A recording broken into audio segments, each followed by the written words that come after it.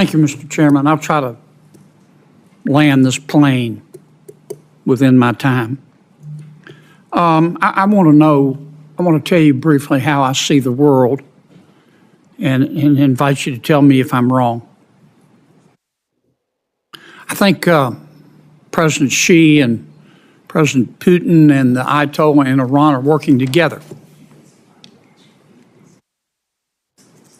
I think that President Xi is the quarterback. I think their goal is to have Russia dominate Central and Eastern Europe, to have Iran dominate the Middle East, and to have China dominate the Indo-Pacific while being free to roam in sub-Saharan Africa and South America and space. I do not want America to be the world's policeman, but I don't want President Xi or President Putin or Iran to be the world's policeman either. Do I see the world in the right way? Welcome back to the Constitution Corner, Patriots. If you're fed up with weak leadership and want to hear the truth about America's position in a dangerous world, you're in the right place. Smash that like button, subscribe, and ring the bell. Your support helps us continue to bring you the truth and defend the values that make America great, and because we're about to unpack a critical Senate hearing.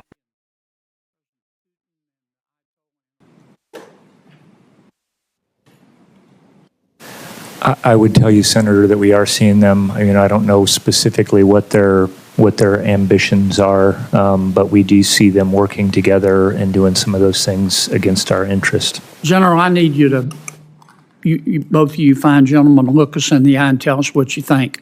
I understand you got to choose your words carefully. You don't want to get put on double secret probation. But we've got some hard decisions to make here. And there's a consensus, I think, in the Congress to give you more money. Because I think we need to spend more money on defense. But you're going to have to give us straight answers and tell us what you think. Mr. Secretary, am I right or wrong? Senator, your question of one of your colleagues said it earlier, $185 billion is a lot of money. If we are given more money than is in the budget that you've seen, we will be good stewards of that and innovate even faster. I think what we are saying to this committee is we believe we can transform the Army with those amount of dollars as long as we are able to use them the way that we want to, and we are not Tell me again the amount of money you need for the Army transformation.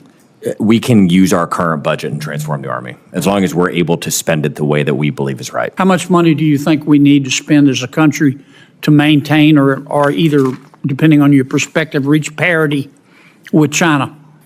I think the president has mentioned between the two bills $1 trillion for the DOD. Okay. Do you trust Europe to spend more money? I'm sorry, Europe, Senator? Do you trust Germany to spend more money? They've talked a good game. When I was out with NATO with Ambassador Whitaker and talked to a lot of our colleagues in the NATO countries, and as far as I could tell qualitatively, they believed it seemed to be that they were going to start to spend significantly more. General, do you trust the United Kingdom to follow through and spend more money?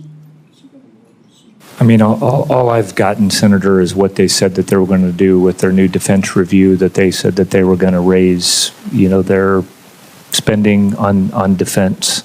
Based on your experience, do you believe them? I think we're big believers in we'll see. I think action is what counts in some of this. There's certainly been a whole bunch of our allies that have done that when they've called for. Tell me, General, how you think the war in Ukraine relates to our struggle with China. Are the two inextricably linked, or do the two have nothing to do with each other? Well, I think, Senator, everybody is watching that fight right now, taking lessons from it. I think everybody's doing that. I think everybody is looking. I get a lot of comments. General, I know everybody's watching. I got that part. We're all watching. Do you think what we do in Ukraine impacts our struggle with China or not? Give me a straight answer. I do think our partners and allies are watching what we're doing and how that turns out. Yes, Senator, I agree with that. All right. Last question, because I'm going to land this plane.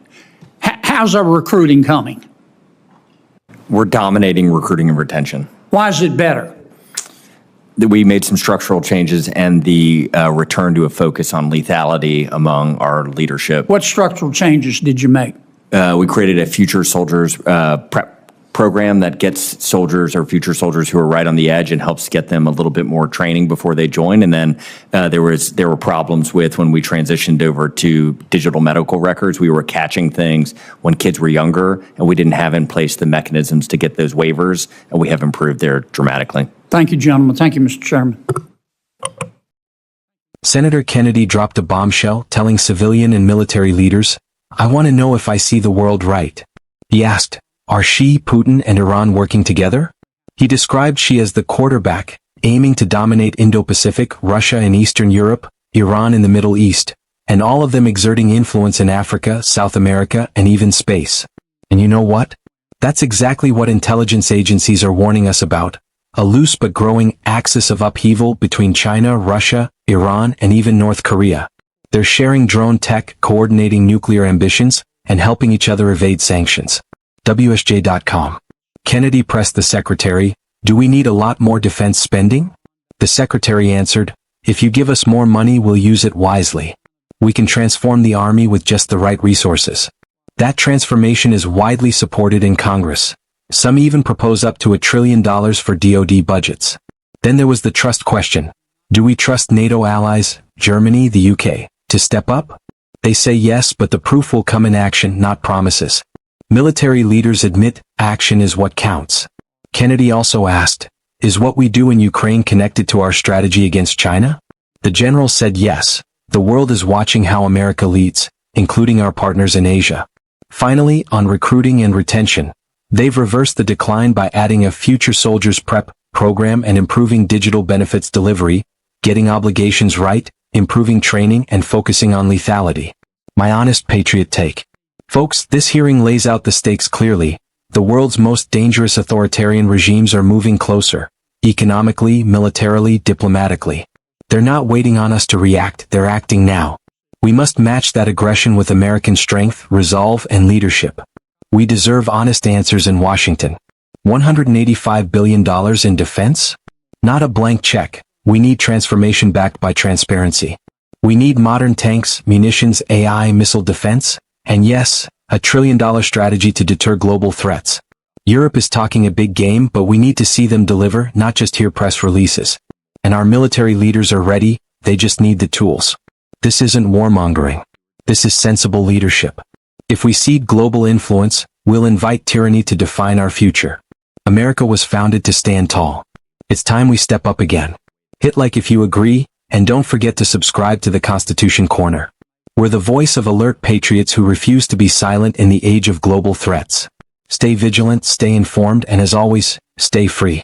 We are the Constitution Corner, where Americans' root guides its future. Until next time, stand strong, speak truth, and may God bless the United States of America.